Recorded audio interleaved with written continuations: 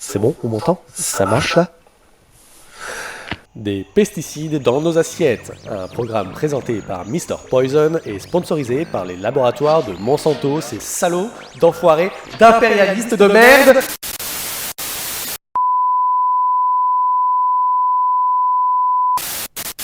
Chers utopistes, bonjour. Ce début du XXIe siècle est marqué par une vive progression de l'inquiétude entourant notre alimentation, et notamment des pesticides. Mais ici, nous n'allons pas parler de ces substances pulvérisées par l'homme sur les plantes. Nous y reviendrons peut-être un jour, mais c'est un sujet complexe, sur lequel il est compliqué de se faire une opinion dénuée d'émotion. Non, aujourd'hui nous allons aborder un sujet bien plus rigolo, celui des pesticides naturels. Alors attention, je ne parle pas des biopesticides, qui sont des pesticides utilisés en agriculture biologique. Oui, le bio utilise des pesticides, plein même. Mais nous ne parlerons pas de ça non plus. Non, nous allons plutôt aborder le cas des pesticides qui sont directement synthétisés par les fruits et les légumes que nous mangeons. Et oui, Sainte Mère Nature ne nous a pas attendus pour offrir aux plantes un moyen de défense contre les prédateurs. Des composés toxiques pour les microbes et les insectes sont aussi générés, souvent en fonction du type de menace. La plupart des molécules végétales que les humains ont adoptées, comme drogues, médicaments et assaisonnements, ont évolué au sein des systèmes immunitaires des plantes, car elles sont antimicrobiennes ou insecticides. La partie d'une plante attaquée peut prévenir les autres zones grâce aux hormones, aux composés aériens ou bien même en utilisant des signaux électriques. Quand les autres parties d'une plante détectent ces signaux, elles lancent la production de composés défensifs. Et pour certaines espèces végétales, comme les plantes de tomates, ce système d'alerte prévient également leurs voisins. Prédateurs. Et même pas besoin de personnifier la nature comme je viens de le faire pour expliquer ce phénomène. Il suffit juste d'une théorie. Oui, une seule, mais pas des moindres. La théorie de l'évolution. Les plantes que nous connaissons aujourd'hui sont parvenues jusqu'à nous car elles ont survécu. Et toutes celles qui n'ont pas développé de défense contre les maladies et ravageurs ont tout bonnement disparu. Aussi, lorsque nous avons commencé l'agriculture, nous avons sélectionné et protégé les plantes et les semences qui nous semblaient les plus intéressantes. Mais attendez, je vous vois venir, petit sacripant. Vous vous dites que, bon, c'est bien joli tout ça, mais que ces pesticides-là, s'ils étaient vraiment toxiques pour l'homme, on s'en serait aperçu depuis longtemps. Parce que des fruits et des légumes, on en mange depuis belle lurette. Et franchement, non seulement c'est pas con, mais en plus, ça soulève des choses intéressantes. Déjà, premier point.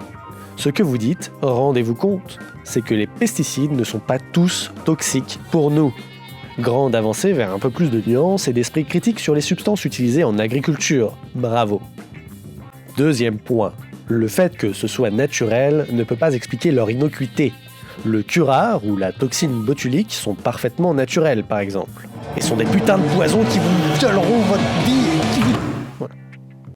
Troisième point, comme nous allons le voir, certains de ces pesticides parfaitement naturels ne sont pas sans effet sur nous, alors qu'ils se trouvent dans des aliments on ne peut plus courants. Pourtant, nous pouvons les ingérer sans problème, grâce au principe de Paracels. Toutes les choses sont poison, et rien n'est sans poison. Seule la dose fait qu'une chose n'est pas poison. C'est par ce même principe que, par exemple, un seul comprimé de 1 g de paracétamol ne vous fera aucun mal, alors qu'un paquet entier vous mettra un pied dans la tombe, voire les deux. Passons maintenant à la partie la plus rigolote, et voyons quels sont les poisons naturels les plus courants dans notre utilisation. La phasine. Elle est présente dans les haricots, surtout les haricots rouges qui en contiennent plus. 5 haricots rouges crus suffisent à créer divers troubles, comme des nausées, puis des vomissements qui peuvent être graves et soutenus, puis de la diarrhée. La solanine.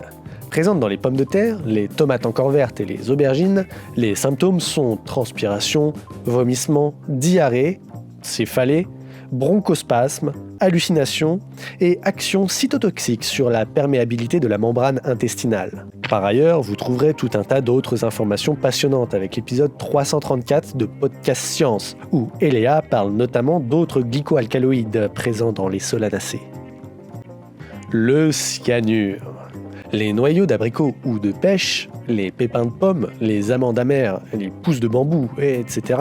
contiennent des composés cyanogènes, c'est-à-dire des composés qui sont transformés en cyanure par notre propre corps. L'ingestion de 12 grosses amandes amères pourrait être létale pour un enfant de 20 kg. En juillet 2018, le secteur de toxicovigilance de l'ANSES a publié un communiqué concernant la consommation des amandes amères contenues dans les noyaux d'abricot.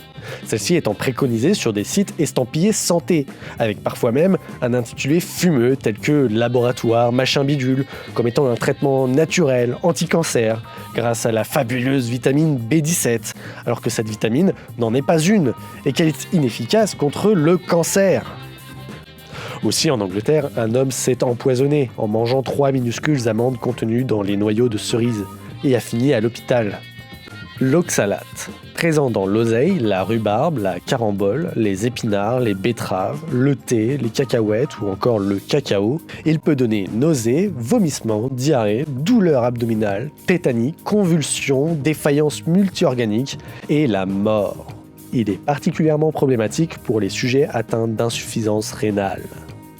La myristicine, présente dans la noix de muscade et donc dans le curry, les 4 épices et le ras el hanout, les symptômes sont hallucinations, vertiges, paresthésie, parésie périphérique, rétention urinaire et est potentiellement létale entre 15 et 30 grammes.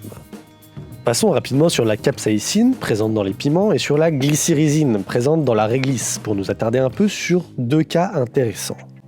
La cucurbitacine pour commencer. Elle est présente dans certains concombres, melons, cornichons ou même courges et courgettes. Le gène sécrétant la cucurbitacine a été éliminé par l'homme grâce à la sélection artificielle, triant et sélectionnant au fur et à mesure des générations les légumes ayant le moins de cucurbitacine. Mais malheureusement, la nature est mal faite. Et oui, car ce poison peut ressurgir à cause de gènes récessifs ou par croisement avec des variétés sauvages ou ornementales qui, elles, sont riches en cucurbitacine.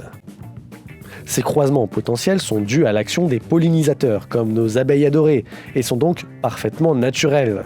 Ainsi, quelques bouchées suffisent à vous rapprocher de la coiffure du professeur Xavier des X-Men. Voyez ce qu'a vécu cette grenobloise. Ce soir de décembre, Charlène fait rôtir un butternut acheté en grande surface. Son goût amer, bizarre, lui fait vite stopper sa dégustation. 30 minutes après, j'étais prise de maux de ventre. Et n'ai jamais été aussi malade que cette nuit-là. J'avais des crampes, des sueurs froides, des débuts d'hallucination.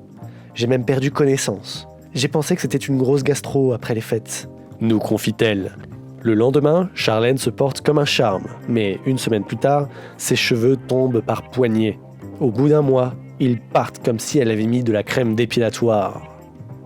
Alors s'il vous prend de manger un gratin de courgettes au goût un peu trop amer, ne faites pas comme ce retraité allemand qui a fini son assiette et qui a fini à la morgue. Faites-vous plutôt un bol de riz. Ou pas, en fait. Car voyez-vous, il s'agit là du deuxième cas que je voulais aborder. Le riz.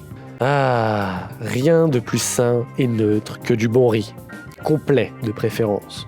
Tout le monde le sait que le complet, c'est meilleur pour la santé. Par contre, l'arsenic, c'est pas très bon. Et pourtant, il y en a plein dans la plupart des riz que nous consommons. Alors c'est un cas un peu différent, car l'arsenic n'est pas créé par la plante, mais il n'est pas forcément apporté par l'homme.